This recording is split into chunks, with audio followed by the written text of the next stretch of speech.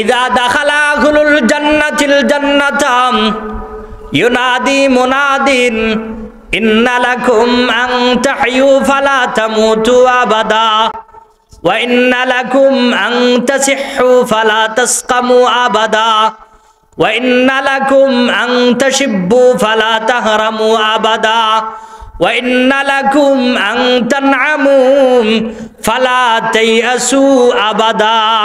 জোরে বলেন না সুবহানাল্লাহ। আবু হুরায়রা রাদিয়াল্লাহু তাআলা আনহু বলেন, রাহমাতুল আলম সাল্লাল্লাহু আলাইহি ওয়াসাল্লাম বলেছেন, ও আমার উম্মতেরা শুনে রাখো, শুনে রাখো, তোমাদের সকলের যে কমন চারটা চাহিদা, লম্বা সময় বেঁচে থাকা, সুস্থ থাকা, যুবক থাকা, সুখে এবং শান্তিতে থাকা, আমি রাসূল বলে দিলাম দুনিয়াতে আংশিক বাস্তবায়ন হলেও পুরোপুরি বাস্তবায়ন হবে না। রাসূলকে আমরা বললাম, ইয়া রাসূলুল্লাহ, কোথায় গেলে, কোন জায়গায় গেলে বাস্তবায়ন হবে? রাসূল বলে দিলেন, ইযা দাখালা আহলুল জান্নাতিল জান্নাতা, জান্নাতীরা যখন জান্নাতের মধ্যে প্রবেশ করবে। কোন জায়গায়? আরেকটু জোরে বলেন না। জান্নাতীরা যখন জান্নাতের মধ্যে প্রবেশ করবে, জান্নাতের মধ্যে প্রবেশ করার পরে ইউনাদি মুনাদিন, একজন ঘোষণাকারী ঘোষণা করবে। মুহাদ্দিসিনে কেরামগণ কিতাবের মধ্যে লিখেন, ইউনাদি মুনাদিন এর অর্থ হলো, এর ব্যাখ্যা হলো, স্বয়ং আল্লাহ জান্নাতীদেরকে লক্ষ্য করে ঘোষণা করবেন। আরো আসতে বলেন সুবহানাল্লাহ। স্বয়ং আল্লাহ, স্বয়ং রব্বুল আলামিন জান্নাতীদেরকে লক্ষ্য করে ঘোষণা করবেন।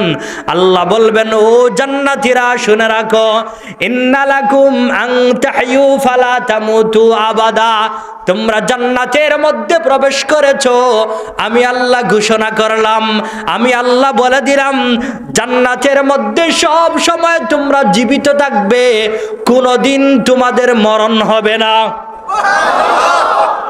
কোনদিন তোমাদের দুনিয়াতে মরতে হবে কিনা? দুনিয়াতে মরতে হবে কিনা? দুনিয়াতে মরণ আছে, জান্নাতে মরণ, দুনিয়াতে মরণ আছে, জান্নাতে। রব্বুল আলামিন বলবেন, হে জান্নাতীরা, জান্নাতের মধ্যে প্রবেশ করেছো, শুনে রাখো, ইন্না লাকুম আন তাহয়ু ফালা তামুতু আবাদা, জান্নাতের মধ্যে সব সময় বসবাস করবা, কোনোদিন তোমাদের মরণ হবে না। রাসূল বলেন, এবার আল্লাহ 2 নম্বরে ঘোষণা করবেন, হে জান্নাতীরা শুনে রাখো, ওয়া ইন্না লাকুম আন তাসিহহু ফালা তাসকামু আবাদা, ও জান্নাতীরা শুনে রাখো, শুনে রাখো, জান্নাতের মধ্যে প্রবেশ করেছো, আমি আল্লাহ ঘোষণা করলাম, জান্নাতের মধ্যে সব সময় তোমরা সুস্থ থাকবে, ফালা তাসকামু আবাদা, কখনো কোনোদিন 1 সেকেন্ডের জন্য তোমাদেরকে অসুস্থতা স্পর্শ করতে পারবে না। রাসূল বলেন, এবার 3 নম্বরে আল্লাহ ঘোষণা করবেন, আল্লাহ বলবেন, হে জান্নাতীরা শুনে রাখো, আমি আল্লাহ ঘোষণা করলাম, ওয়া ইন্না লাকুম আন তাশিব্বু ফালা তাহরামু আবাদা, ও জান্নাতীরা, জান্নাতের মধ্যে সব সময় তোমরা যুবক থাকবা, সব সময় তোমরা যুবক থাকবা, ফালা তাহরামু আবাদা, কখনো কোনোদিন তোমরা 1 সেকেন্ডের জন্য বুড়া হইবা না, বৃদ্ধ হইবা না। রাসূল বলেন, এবার 4 নম্বরে আল্লাহ ঘোষণা করবেন, ও জান্নাতীরা শুনে রাখো, আমি আল্লাহ 4 নম্বরে ঘোষণা করলাম, ওয়া ইন্না লাকুম আন তানআমু ফালা তাইয়াসু আবাদা, ও জান্নাতীরা, জান্নাতের মধ্যে সব সময় তোমরা আরামে থাকবে, শান্তিতে থাকবে, নিয়ামতের মধ্যে থাকবে, ফালা তাইয়াসু আবাদা, 1 সেকেন্ডের জন্য, 1 মুহূর্তের জন্য তোমাদেরকে কখনো কোনোদিন অশান্তি, কষ্ট, ক্লেশ 1 সেকেন্ডের জন্য স্পর্শ করবে না। চির হায়াত, চির সুস্থতা, চির যৌবন, চির শান্তি, এই জায়গার নাম কি? এই জায়গার নাম কি? জান্নাত। এই জান্নাতে আমাদের সকলে যেতে মন চায় তো ইনশাআল্লাহ? কার কার মন চায় হাত তুলি। নারে তাকবীর, নারে তাকবীর, দ্বীন ইসলাম। হাত রাখেন, হাত রাখেন, হাত রাখেন, উপরে রাখেন। এই জান্নাতে আমাদের সকলের যেতে মন চায় তো? নামাজ পড়া না চাইড়া? জুড়ে বলেন না। নামাজ পড়া না চাইড়া? সুদ খায়া না চাইড়া? খায়া। সুদ খায়া না চাইড়া? মদ খায়া না চাইড়া? ঘুষ খায়া না চাইড়া? জুয়া খাইলা না চাইড়া? তাস খাইলা না চাইড়া? হুজুর সব জান্নাতে যেতে চাই, কিন্তু একটাও আমরা ছাড়তে পারবো না, এরকম নাকি? ওই জান্নাতে আমরা যাইতে চাই, চাই তো ইনশাআল্লাহ? তাহলে সামনে যে কথাগুলো আমরা বলবো, সকলে এই কথাগুলোর উপরে আমরা সকলে আমল করতে রাজি আছি তো ইনশাআল্লাহ?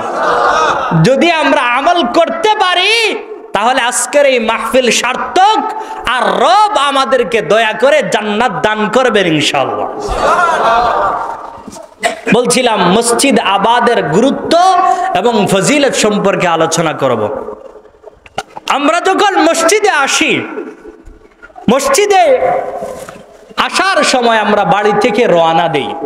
আমরা যখন বাড়ি থেকে রওনা দিব মসজিদে আসার জন্য, চেষ্টা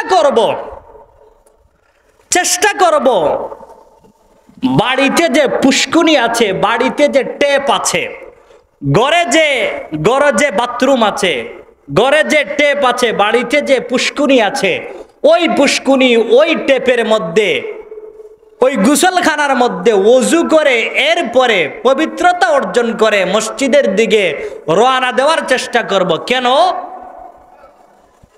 মুসলিম শরীফের হাদিসে আসছে, রাসূল বলেছেন, আমার কোন উম্মত যদি বাড়ি থেকে, বাসা থেকে, ঘর থেকে ওযু করে পবিত্রতা অর্জন করে গোসল করে মসজিদের দিকে রওনা দেয়, কোন জায়গায়?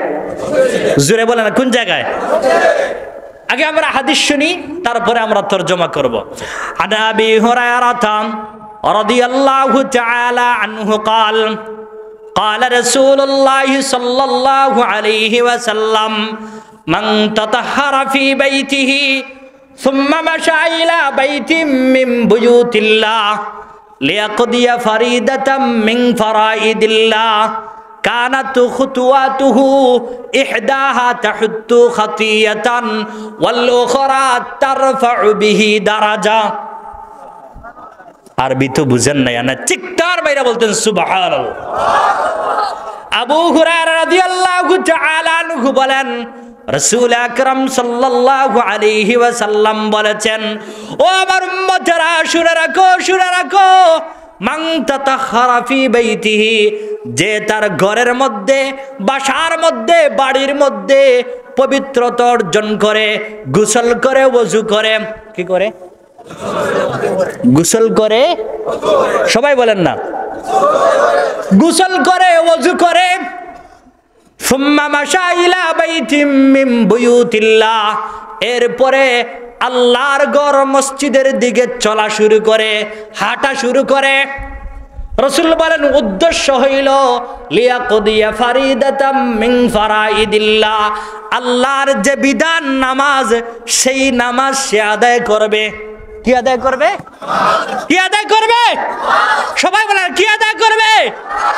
আল্লাহর বিধান, আল্লাহর হুকুম, সে নামাজ আদায় করবে। নামাজ আদায় করার জন্য সে বাড়ি থেকে রওনা দেয়। সুম্মা মাশা ইলা বাইতিম মিন বুয়ুতিল্লাহ লিয়াকদিয়া ফারিদাতাম মিন ফারাইদিল্লাহ, রব যে তার উপরে নামাজ ফরজ করেছেন, এই নামাজ আদায় করার জন্য, আল্লাহর হুকুম পালন করার জন্য সে বাড়ি থেকে, বাসা থেকে, ঘর থেকে আস্তে আস্তে করে হেঁটে হেঁটে মসজিদের দিকে রওনা দেয়। রাসূল বলেন, শুনে রাখো আমার উম্মতেরা, এই যে আমার উম্মত, আমার উম্মত বাড়ি থেকে বাহির হইল, বাসা থেকে বাহির হইল, বাসা থেকে বাহির হওয়ার পরে, বাড়ি থেকে বাহির হওয়ার পরে কানাত লাহু খুতুওয়াতুহু ইহদাহা তাহুত্তু খাতিয়াতান ওয়াল উখরা তারফাউ বিহি দারাজা। এক পা জমিনের মধ্যে রাখে, আল্লাহ তাআলা একটা গুনাহ মাফ করে দে। ওয়াল উখরা তারফাউ বিহি দারাজা, আরেক পা জমিন থেকে উঠায় তো